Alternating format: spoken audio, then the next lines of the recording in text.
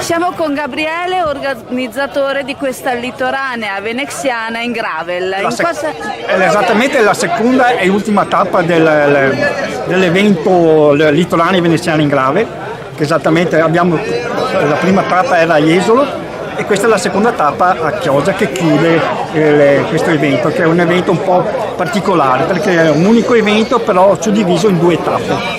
Ringrazio di cuore il comune di Chioggia per averci dato la disponibilità di questa piazza che è bellissima, piazza Cavolaro.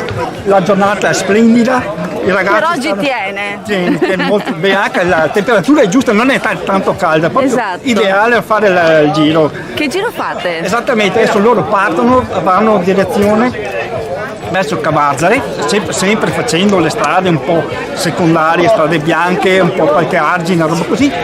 Vanno a finire verso Cavazzare, prima di Cavazzare girano, vanno verso Rosolina Mare. Ho capito. Faranno un tratto il tratto nuovo del Vento. Sì, che abbiamo assistito all'inaugurazione. Esatto. Arrivano, fanno tutto entrano Rosolina Mare e vanno verso Porto Caleri. Porto Caleri ritornano, spiaggia e poi ritornano per Isola Verde, Sottomarina e arrivano qui in piazza. Ritornano qua perché 100 ora chilometri. abbiamo visto 100 km, porca miseria, neanche pensarli. Beh, penso che i primi, siccome che non è una gara, il gravel è molto tranquillo, molto da godersi il paesaggio. Esatto, difatti vedere il territorio e la natura, perché le zone del Merito sono bellissime. I primi arriveranno verso mezzogiorno e un quarto e gli ultimi verso le 2. Ed è la seconda volta che venite a Chioggia? La terza volta che la venite. madre, io dico sempre, la Chioggia è la madre della Litoranea veneziana in gravel. È stato abbiamo fatto 2023, è stata l'ultima tappa. Nel 2024, l'anno scorso, la prima tappa l'ha aperta, quest'anno è l'ultima tappa.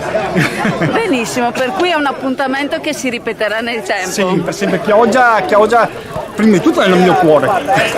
Seconda cosa, come che vede, adesso voglio fare vedere che adesso l'assessore è andato via. Questo sarà...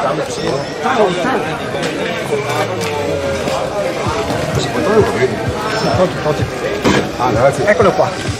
Questo rappresenta il Lungo Lusenzo. Perfetto, è partito tutto da qua, da queste due ragazze che c'ero io, è partito l'idea.